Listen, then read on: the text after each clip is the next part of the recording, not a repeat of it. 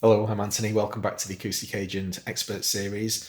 Slightly different perspective for you today. I'm going to put a drum line behind a song that I'm in the process of writing. This song is called Firefly, and I've got the music structure complete. The song is structurally there, and now I want to get a drum line down so that the scratch recordings that I've got at the moment, they're very demo level quality, can be re-recorded over the top of a decent drum line that's going to let me really anchor into them, particularly for the bass guitar. So because I've really been enjoying the sound of it recently, I decided to use the Songwriter's drum kit. So I sorted all of the styles by time signature. You can see all the 4/4s, and then I spent maybe 10 or 15 minutes going through each of these styles, listening to them in place. So I'll just show you a tiny example of that kind of thing. I chose the verse of the song because that's structurally the most important part. So I've got that running in the background. And then I basically just load a pattern, put it into follow transport, and let the drum line run behind it. Now, it didn't take me long going through each of the drum lines like this.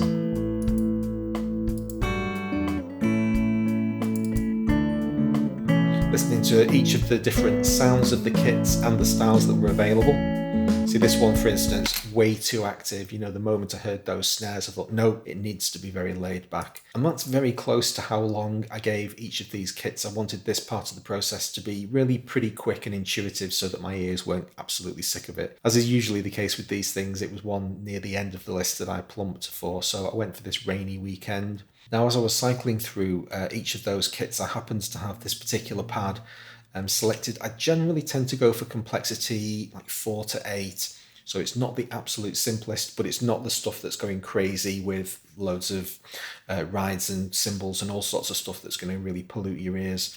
And so the next thing was to go through each of the complexities from 1 to 16, and I settled on complexity 6 for the verse. So this is what we've got so far. This is where we're going to start our journey today.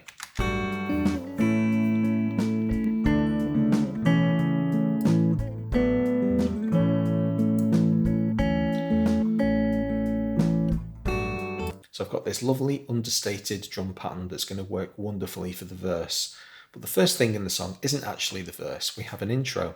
And this part of the song has completely different requirements because we're not fully up and running yet. We don't want to launch straight into a fully fledged drum line. So I gave the 4 intros in this drum sound an opportunity to flex their muscles to see what they sounded like. So as you can see, I'm still in follow transport mode. Every time I press play in Cubase, it's going to play what the current style is set to. Now you've got a couple of decisions to make at this point. Do you use the pads as provided by the pattern bank? An alternative is for you to make a different pattern pad for every single groove. So if I shift select 4 of these pads, copy, head over to an empty pattern page, and now start pasting these pads in, very quickly get to the stage where I've got all 16 pads assigned. Then it would probably take no more than 5 minutes to rename these pads 1 to 16 and set the appropriate level of complexity for each one. So that's one alternative. Another option, and the one that I chose to employ for this particular song, just get rid of these, is to simply copy one pad. It really doesn't matter which one. Paste that onto a separate pad somewhere, and you can even rename it if you want to be absolutely clear what's going on. And this is now basically a test harness for me. I can put anything I want on this pad and basically just dynamically build the groove as I go along. And now I can audition each of these intros in place.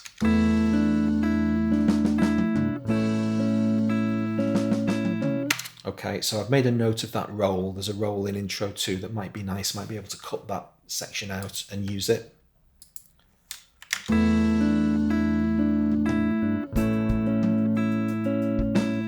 That's a much more subtle intro. I quite like that one.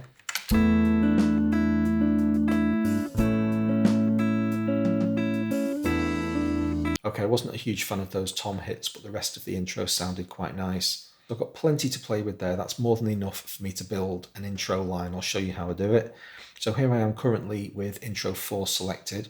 I'm going to head over to this drag MIDI pattern to host sequencer control and do exactly that. Now we had those couple of tom hits, you can actually see them in the interface here, and no, I don't want that. So now that it's in place, I'm just going to have a listen to what this is. Now that I've got data in my song, I need to turn follow transport back off.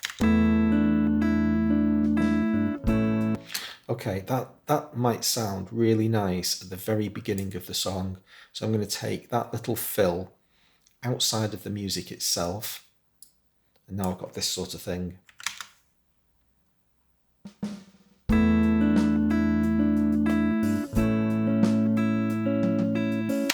Okay, I only want the first bar of that intro. And I think that's going to work me pretty well through the entire intro.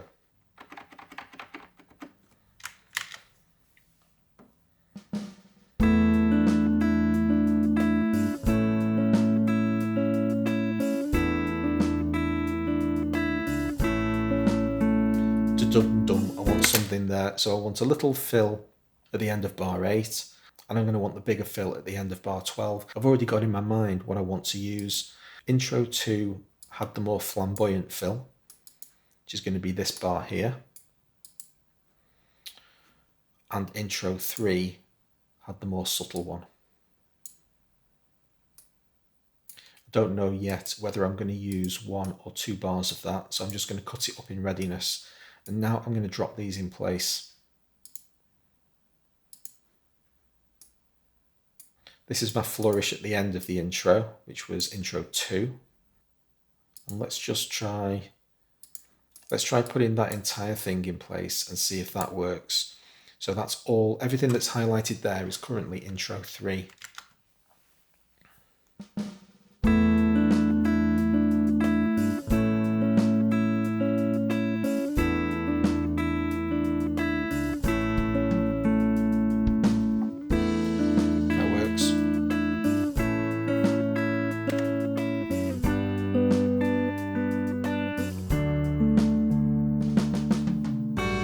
Okay, that's a really good start. Now, that's about as much detail as I'm going to put in any single pass. And don't go down to the minutiae of figuring out every single drum hit and every single velocity. I'm really trying to get something laid down as fast as I possibly can. But what I do need is a note of what I've done. So if I want to go back and do any editing on this later, it's really easy. I'm not bothering using the pattern pads to record what I'm doing here. I'm just going to make physical notes. So that's my intro sorted. Now I'm going to move on to the verse, and you can see that I'm going to work about this quickly through the entire song. And I've already auditioned every one of the main patterns. So if I head into follow transport mode, selected my main pattern, I can go down to complexity 1 and go through them all again if I want.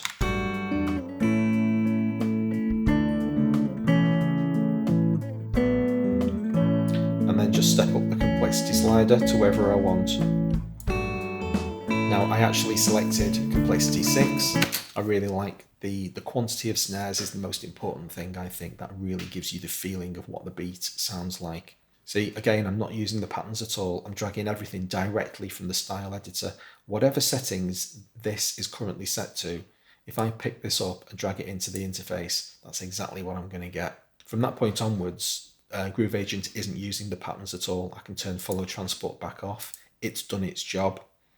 I can duplicate that, and that's the entire verse already done. So now I audition all my fills. I'm going to cut a bar out of the song, throw it somewhere out of the way, reset my locators, turn follow mode back on, select my first fill, and start listening to them.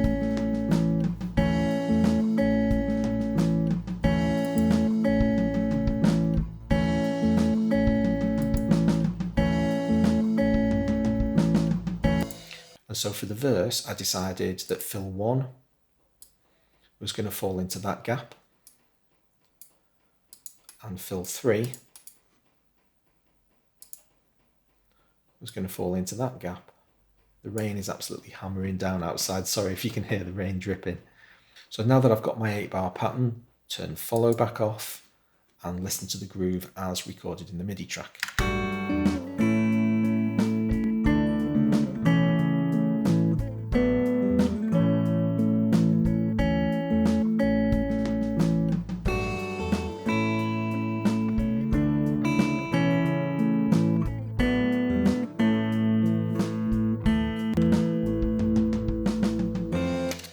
Now that fill at the end is a little bit over exuberant. I know when I come back in and edit it tomorrow, I'm going to want to take some of those toms out. There's more there than I want, but the feeling is fine, so I'm not worrying about that tiny detail.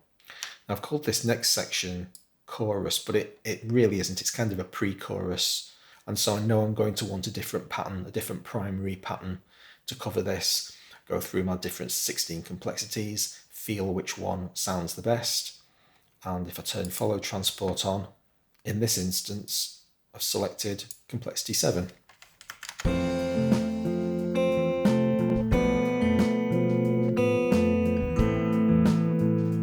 I really love that little shuffle. Sorry about the quality of the guitar playing, it's pretty shonky. Let's drop that in and see if we're going to want to add any fills to it. Turn follow off.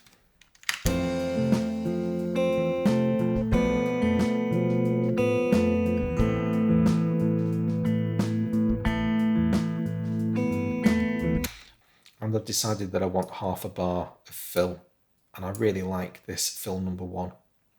If I drag that out into the interface, I'm going to try each half of this fill in place, see which one sounds best.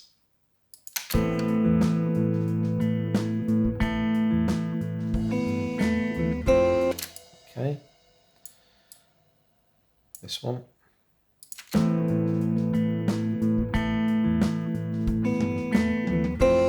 Okay, that sounded great. Now the fill sounds good, but the cymbal doesn't. This isn't a song where I want people wailing away on the cymbals. So what I'm going to do is delete that fill and disable crash. Now drag it back out into the interface and do the same thing again. Don't forget, whatever state your style editor is in, when you drag the MIDI pattern, that's what you're going to get.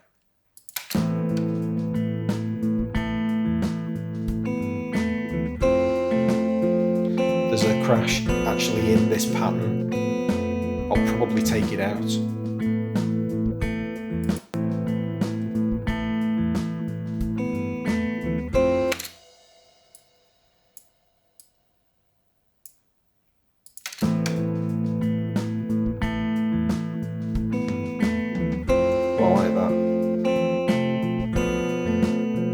In fact, I like that so much, I'm not going to over complicate it.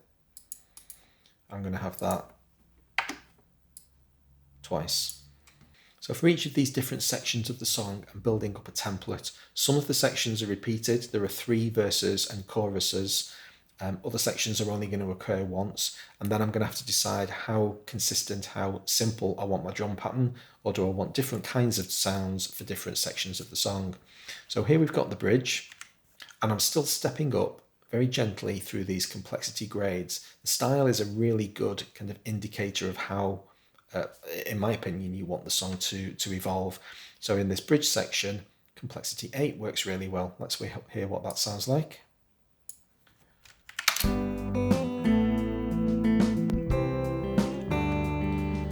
Okay, I like the offbeat, but I don't like it all the time. When it's happening every single bar, it was too much.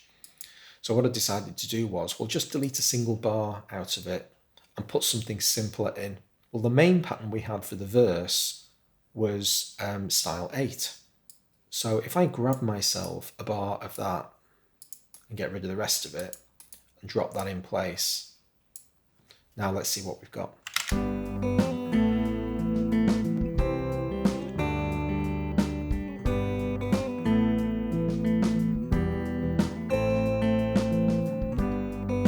Okay, that's exactly what I want, and that's going to get repeated.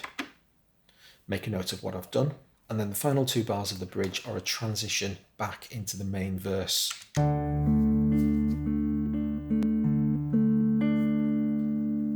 Now this is unique in the song and needs something a little bit different, so I had to wander through my various different style complexities, and I ended up taking a single bar out of complexity 11. Let's hear that.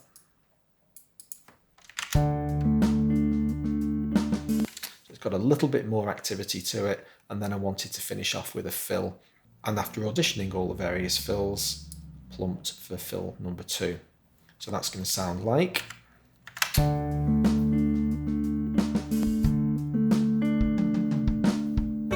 Again, too many tom hits. I'm really not a fan of really over dramatic kind of caveman tom fills, but I'm just going to be able to delete those later. Then we've got a bit of rinse and repeat, another verse, another chorus. I'm not going to worry about those. Then a long interlude section, and it sounds a little bit like this. Okay, the guitar playing here is really shoddy. I'm just in the process of beginning the writing of a song. At the moment, I'm just throwing ideas down. So I'm all the way up to complexity 12 on my main grid, on my main style now. Let's make sure this crashes off. I don't want any crashes at this point. So we've now got a ride join the party.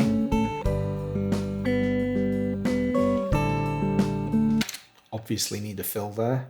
Audition all of my fills, choose which ones I'm going to want. I've chosen fill 4. I don't know whether I want both bars of the fill or just one, so I'm going to try both. Here's just a single bar.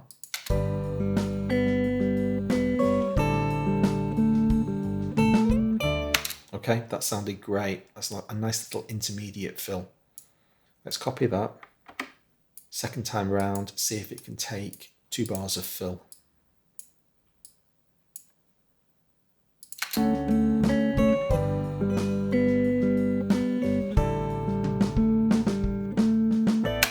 Maybe. I'm going to leave them both in place. It's absolutely fine as is. Again, I can come back and edit this later. And copy that entire thing. But for the second half of the interlude, when we switch to D major,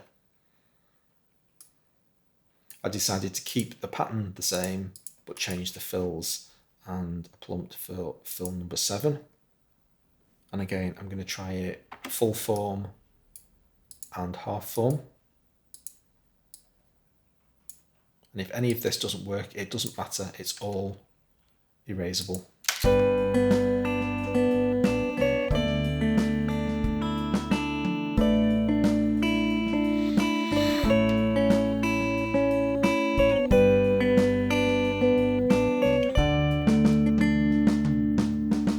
Perfect, that's exactly what I want. An intermediate fill and then no longer form fill.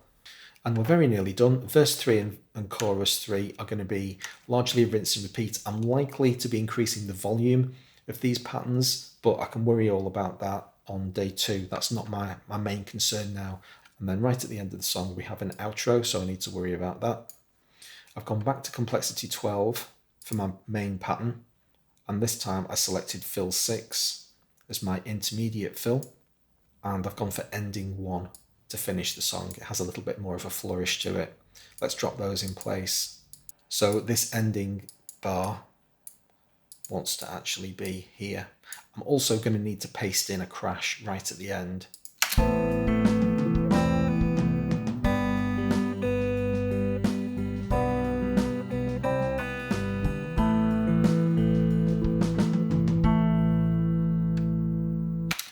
From this point onwards, I'm not going to try and do any more editing on this today. I'm going to save the project, come back to it another day with fresh ears. Obviously, the empty spaces are incredibly easy to fill. It's literally just a case of duplicating the verse and chorus data. Listen to the entire song, get a feel for what works and what doesn't work, and I've got my decent notes that I can go back and make any edits as required. Hope you enjoyed this video. If you did, please hit the like button. I'll see you for the next one. Thanks very much.